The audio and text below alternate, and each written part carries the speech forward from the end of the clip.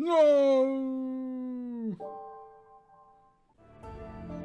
Hello, welcome to SwitchedOn Gaming, Paul speaking, and welcome to a little playthrough of a recently released game. This is Vagante from Blitworks, or Vagante, if you know the right way to pronounce it, leave it in the comments below. But this is a roguelike game. It's going to set you back $14.99 and about £12 in the UK. Let's get into it and have a chat about it. If you've played Spelunky, then you're going to be well at home here. It's very similar, but this game has been out for about 7 or 8 years, I think, on the PC. Been a long while in the making, and finally come to the Nintendo Switch in the last month or so. So you start the game off here with typical sort of roguelike characters. You've got a knight, you've got a rogue, a mage, and there's other characters you can unlock as well. One of the cool things I like about this game is that as you earn XP, you unlock these backgrounds, which basically are level modifiers. So the first one you unlock here is experienced, and it says you're older and more experienced than the average adventurer, but you've used up most of your beginner's luck. So you get +1 starting level, which we'll have a look at in a moment. It's basically, you know, a level up, but you lose 3 luck.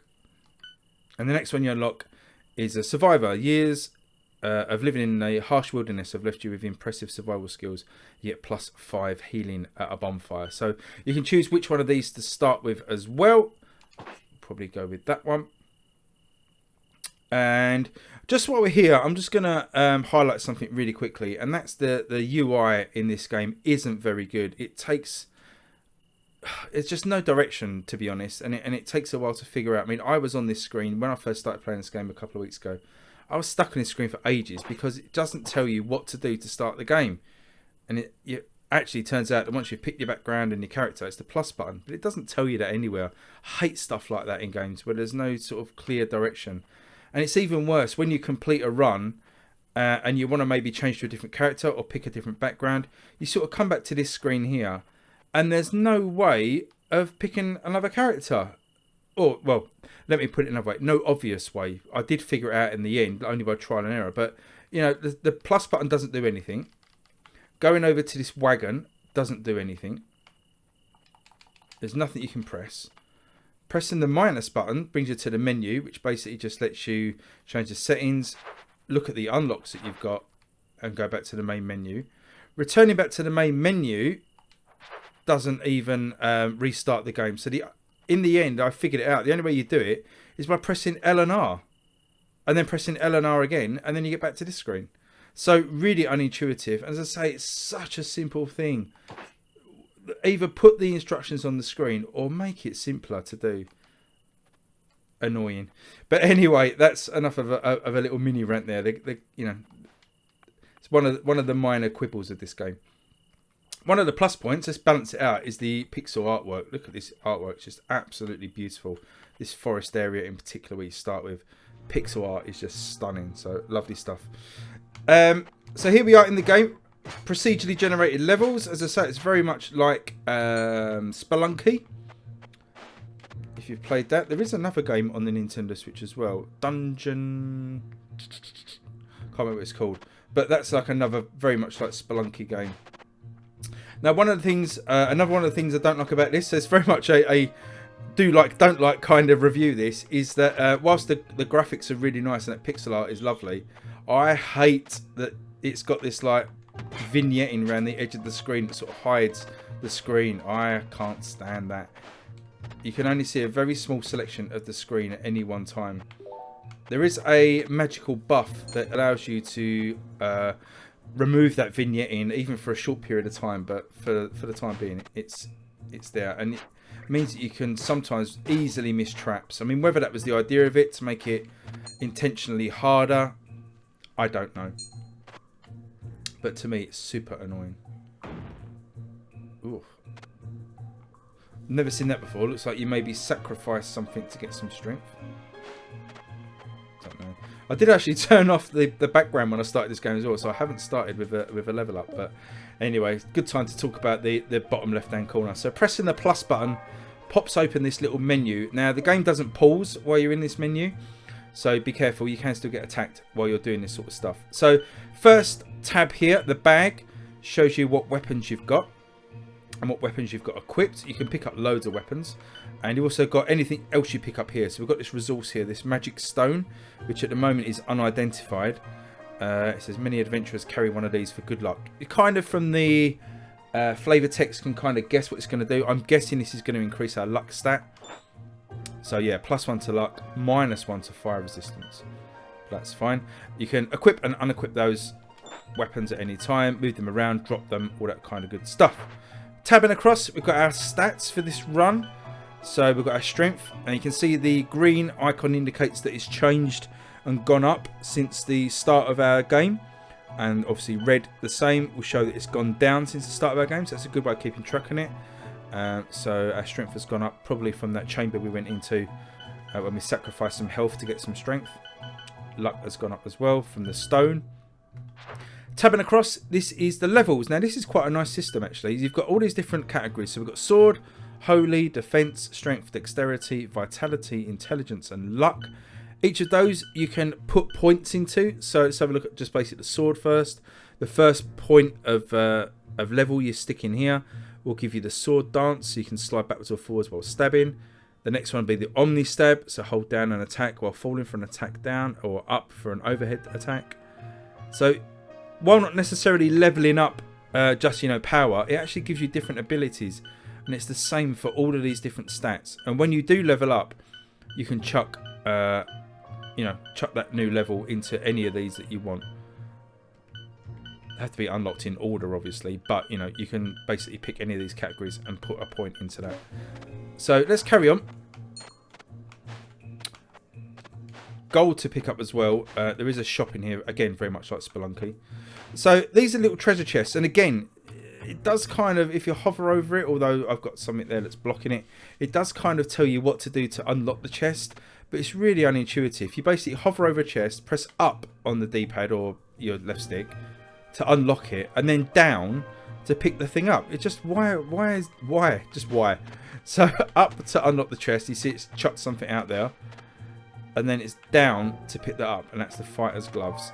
So we can go back in here, look at the fighter's gloves, thickly padded with leather and reinforced with bandages. We'll equip those, gives us +1 intelligence and allows us to grab onto the walls. So there we go. That's a really cool unlock. Really cool.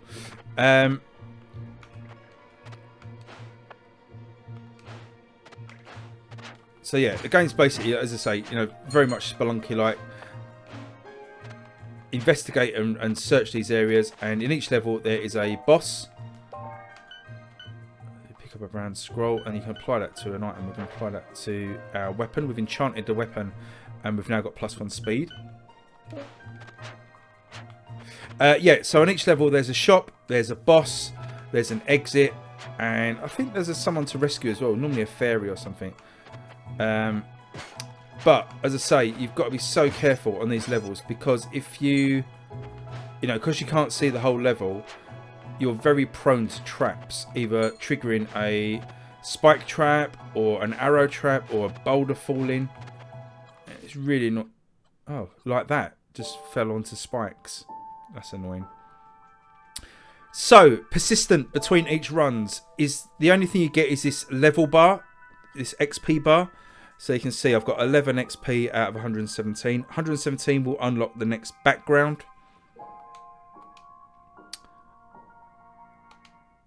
And we get chucked back here to the wagon.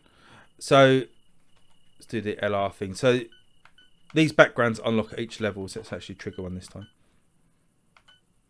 Let's have a look at a different character as well, actually. We've got the... Well, within each character, you've got different skins that you can wear. So you've got different looks, which is quite nice.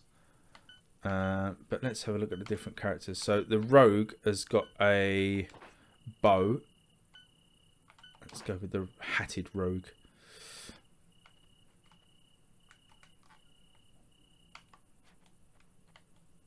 Let's get in the dungeon. So say these are procedurally generated, so these will be different again.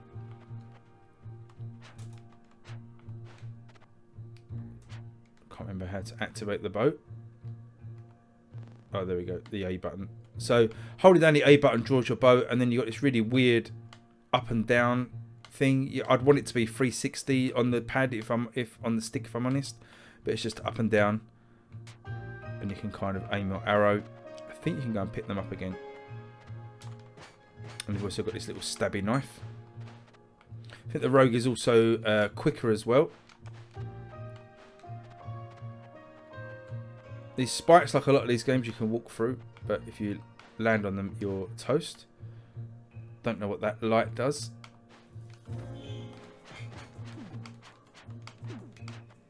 Do not want to fall on these spikes. Treasure chest. Now these big treasure chests are unlocked by killing the boss of the level. He drops a key, so that's the point of the boss. Now in this game, you know, you can just get to the level exit. You don't have to kill the boss at all. You can just rush the level exit. But killing the boss, I say, does give you that key to unlock the big treasure chest. Just need to remember where it is. So monster tooth, what's that? There's a lot of going in and out of these menus. So I think we just got unlocked a bit more sight there, I think.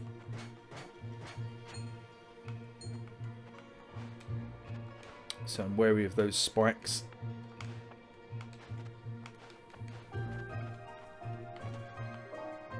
Got another dagger. Let's see if that's any better than the one we got. 1 to 3 damage. The current dagger does 1 to 3 damage. Yeah, we don't need that, so we're going to drop that with the Y button. We don't need that. But yeah, my overall feeling in this game is very, very, very frustrating for the first couple of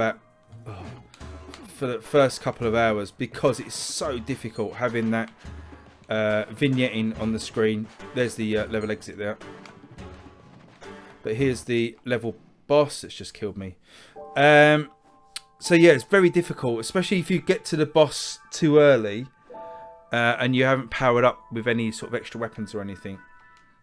I mean, very difficult to defeat the bosses, and you know, you can be swarmed by mobs very easily. So you've got to be careful, and it's kind of it doesn't feel quite as fun as Spelunky in terms of sort of level design and stuff, just because you can't see the edges of the screen.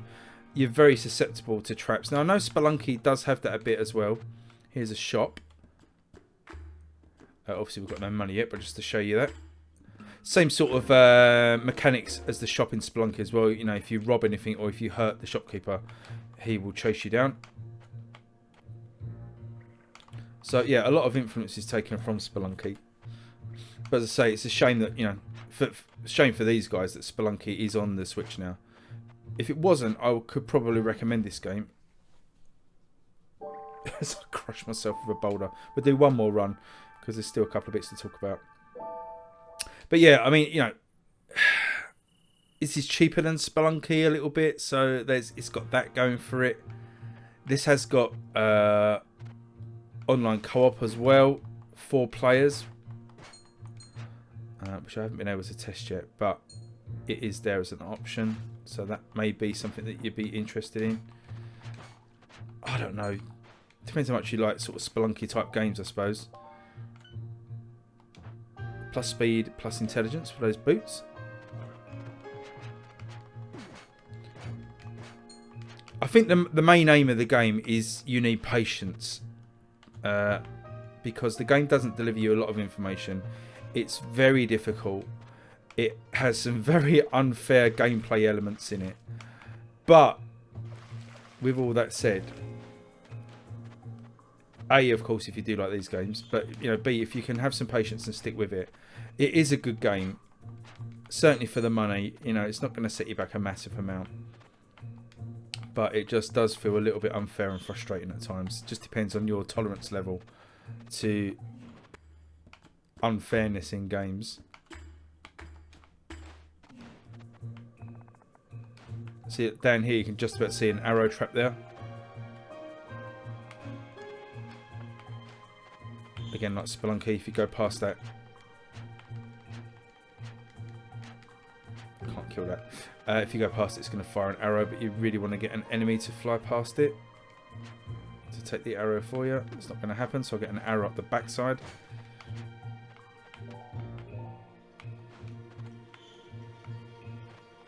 Yeah, you're brave now coming out, aren't you, little red thing?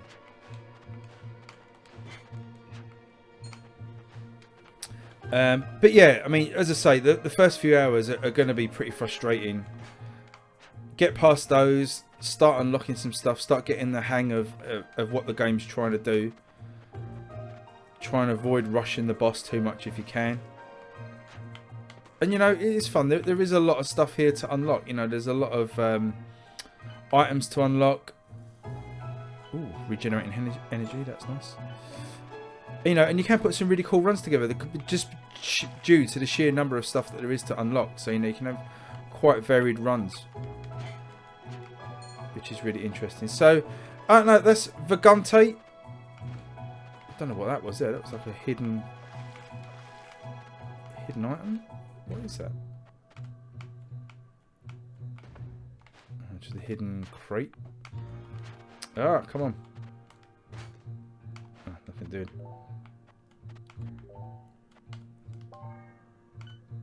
Could be quite fun in multiplayer, definitely.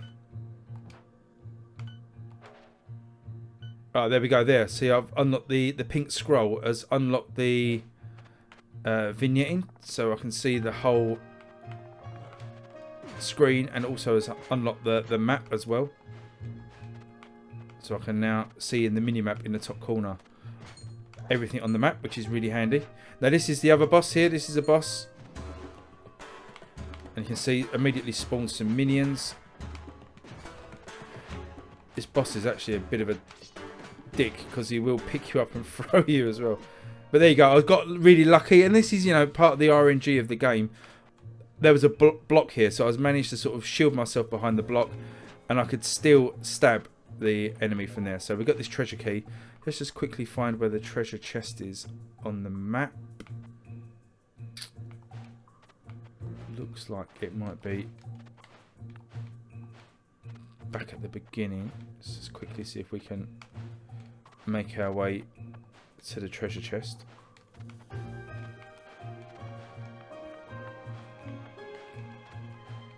Because it does hold, you know, if you're gonna go for a good run in these games, then, you know, you do need really the treasure chest items. Whoa, don't fall on spikes. There we go. So you need as many items as you can get, really. So look what we got. So we got a potion of regeneration, heals everything from paper cuts to broken bones. We'll have that. Begin to regenerate, get a health back. Smoking breastplate, that's equipped. Right, this was one of the treasure items out of the box. The fantastic feather talisman, death protection. To get +1 dexterity, +2 speed, +1 luck, +1 lightning. Yes, please. And some arrows. We got. Oh, what's this item down here? Blue draft. So we get the ability to float by the looks of it. So I'm glad we got to show you that. I will get back down just very quickly. I'll get back down to the end of the level. But you can see here already the buffs that I've got here are going to serve me so well. Because, you know, it's going to negate a lot of the fall damage. You know, fall damage can be a real bitch in this game. But by having this floating ability, pretty much negates my fall damage. And then you get to the end of the level here, go through the door. And this is sort of the between level bit. You get this bonfire. You can regenerate your health. You get this book here, which you can save the game at this point and rejoin it later. Or you can carry on to the next dungeon. We'll do that actually. Show the next level. There is different biomes here as well. This is just basically the cave biome. There is a forest biome. I think there's an ice biome as well. But, you know, there isn't much variety. So here's one of the fairies to rescue. Can get up there.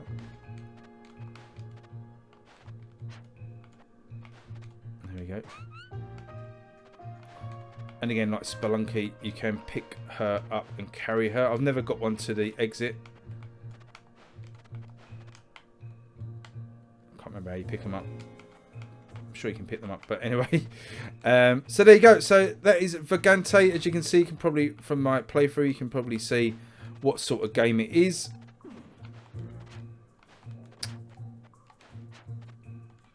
I'm going to call it Spelunky-like. Oh, great. Straight to the boss. And again, this is the trouble with, you know, you can get to the boss and have a real tough time if you've not leveled up enough.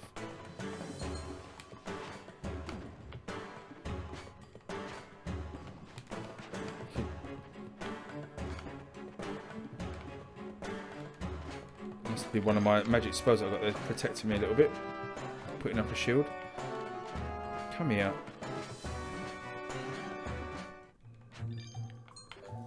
And there we go. So that's another boss killed. So again, we'll be looking for the treasure chest on the map to unlock more good stuff to help us on future levels. So that's the sort of thing you're doing. That's the sort of gameplay loop. I'm going to leave it there because I think it's in enough. Leave me a comment below if you're going to be picking this one up, or you have done, or you played it before. So it's been out for absolutely years on the PC. I don't know whether it was in early access, but so it's on the Switch now. Fun little game for the money, I think. So if you've got the patience to stick with it. Technically it's a nice game, just I think needed a final little bit of polishing for me on some of the you know, quality of life stuff, but there you go. Thanks for watching, everyone. Please leave me a thumbs up if you enjoyed the video, subscribe if you're new, as I say, leave me a comment, be most appreciated. But until next time, I will see you all soon. Thanks for watching, and bye bye.